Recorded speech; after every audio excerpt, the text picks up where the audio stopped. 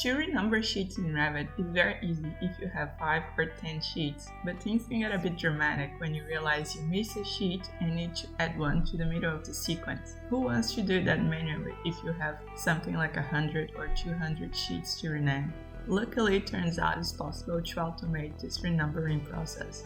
Dynamo is the way to go for an issue like this. If you haven't tried before, this tutorial is a great way to get started.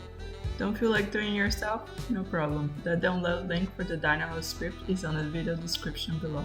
There is also a page for this tutorial that explains the process step by step. Let's get started. The first thing to do is to get your sheets in the right order. In this example, I added a letter suffix after the number. Once you have your sheet list looking good, it's time to get our hands dirty with Dynamo. Now we need to tell Dynamo which elements we are selecting to work on. To create a new node, we can right-click with the mouse or search for the node in the left menu. The next step is to generate a list with all of the sheet numbers.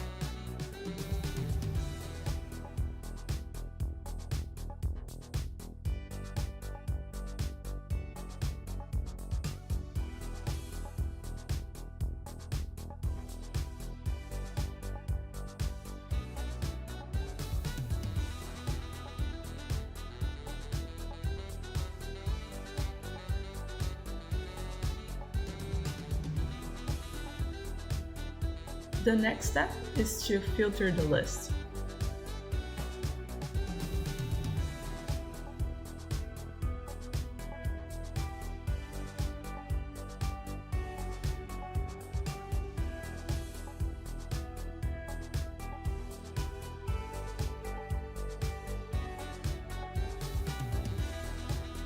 In the code block, the first line is for the sheet ID number that represents the start of the renumbering process. The second line is the ID that represents the end of our list, but not included on the list. And lastly, the third line is for the counting increment that Dynamo will use to add elements to the list.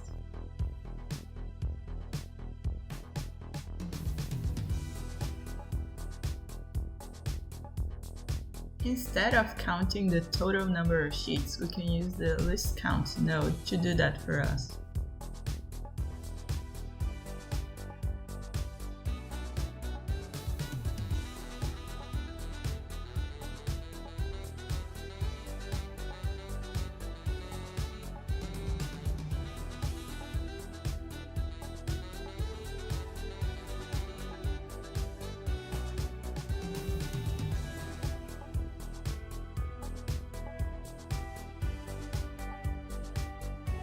In the Range node, the Start tab should be connected to the number you want to start numbering the sheets from.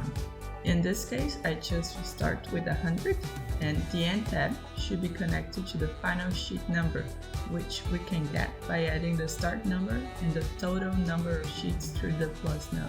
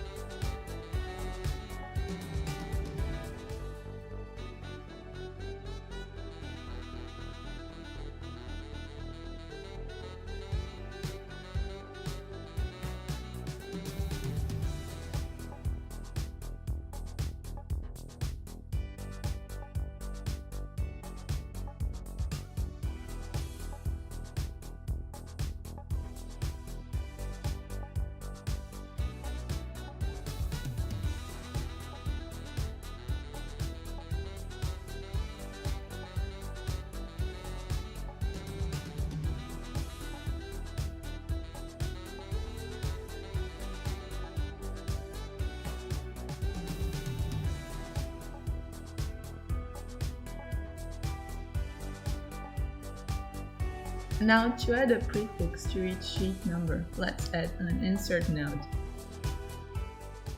The index tab refers to the position in the sheet number that we want to add the prefix at. In programming, the counting starts at 0, not 1, so the first position has the index equal to 0. And below that, the string node is for the prefix we are adding.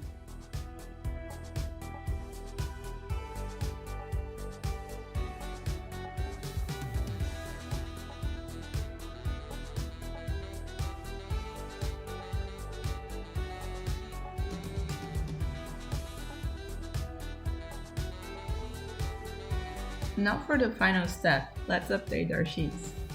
Just note that the string node connected to the parameter name needs to be with the correct case and spacing to work. Now run the script to update the numbers and check on Revit to see if everything is okay. Good job if you follow that all the way to the end. If you want to get into further detail, do let me know in the comments below and check my other videos. See you guys next time.